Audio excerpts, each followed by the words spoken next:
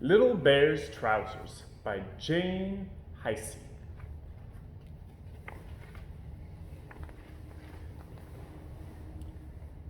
The sun shone through the window and woke Little Bear. "What a lovely morning," he said to himself. "I'll do something different today." He jumped down from his bed, took off his pajamas, and looked for his trousers. He looked on the chair where he'd left them, and he looked on the floor under the chair, and then he looked through the chest of drawers in case they were there. But they weren't. They were nowhere. "But they must be somewhere," said Little Bear. "Trousers don't disappear. I'll go ask Old Bear. He'll know where they are." Old Bear was enjoying the sun in his deck chair. "Well, I haven't seen your trousers, I'm afraid," he said. "But Camel was around here earlier. Perhaps she knows where they are." "Oh dear," said Camel when Little Bear found her a few minutes later. "I did find them. I thought they were a pair of hump warmers, and I tried them on to see if they fitted me.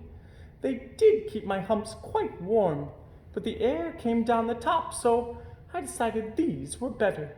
And she showed Little Bear two very smart bobble hats, one for each hump. "I gave the old hump warmers to Sailor to use as sails for his boat. Jump on my back and let's see if we can find him." Little Bear scrambled up, and they galloped off in the direction of the bathroom.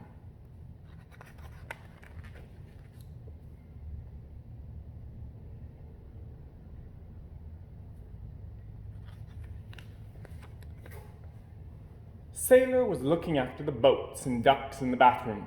"I did use them sails," he said, "but they look to me like trousers." "Well, that's because they are trousers," said Little Bear crossly. "Where are they now?" "Well, I gave them to Dog to keep his bones in," said Sailor. "Sorry, Little Bear, we'd better hurry. We might be anywhere by now." Dog was happily burying his bones in flower pots when Little Bear found him. "My bones kept falling through the two-bone bone holder," he said. "Two-bone bone holder?" cried Little Bear in dismay. "Oh, Dog, can't you recognize trousers when you see them?" "Oh, dear," said Dog. "I do feel silly. I gave them to Rabbit. He said he needed a skiing hat, and your trousers look just perfect. I am sorry."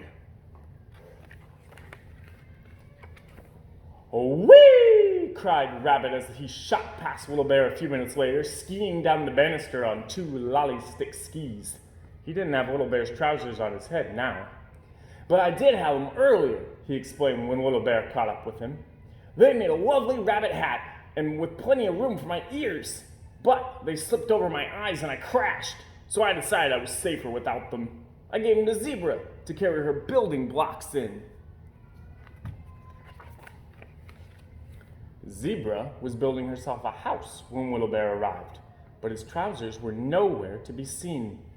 "I wondered where those were," she said. "They were terribly useful. I tied up the legs with string, put them on my back, and carried all these bricks here in them. But when I had enough bricks for my house, I gave them to Duck to use as a flag for his sand castle. I'm sorry, Little Bear. I didn't know they belonged to you."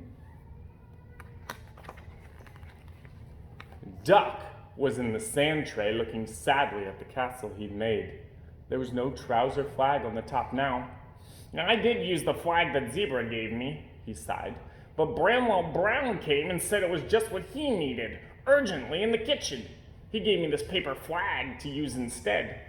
"Never mind," said Little Bear with a sigh, feeling quite glad that his trousers were not covered in sand. The kitchen was in a terrible muddle. There were bowls and spoons and eggs and flour, and in the middle of it all sat Bramwell Brown.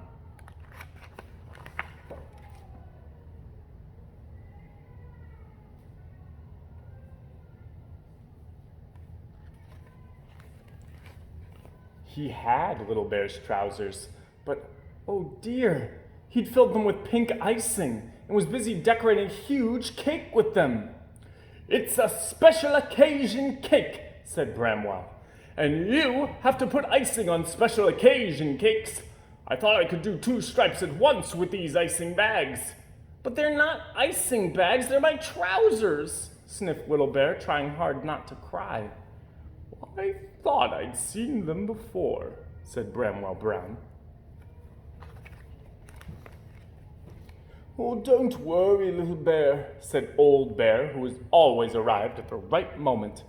The icing will wash out and they'll look good as new. What's the special occasion cake for? Asked Little Bear, feeling a bit more cheerful at this news. Well, I didn't really know, said Bramwell. I just felt like making one. Old Bear thought hard. Perhaps it ought to be a Trousers Day cake, he suggested, helpfully. So that's what Bramwell Brown wrote on the cake, twice.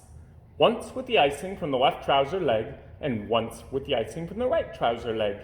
It said, Happy Trousers Day in the middle, and there was a trousers pattern all around the edge. Duck washed Little Bear's trousers and dried them next to the cooker. Then all the toys sat down to enjoy a piece of cake and to celebrate the day Little Bear lost and found his trousers.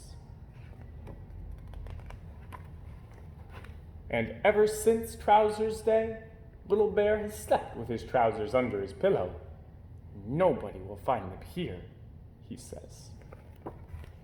The end.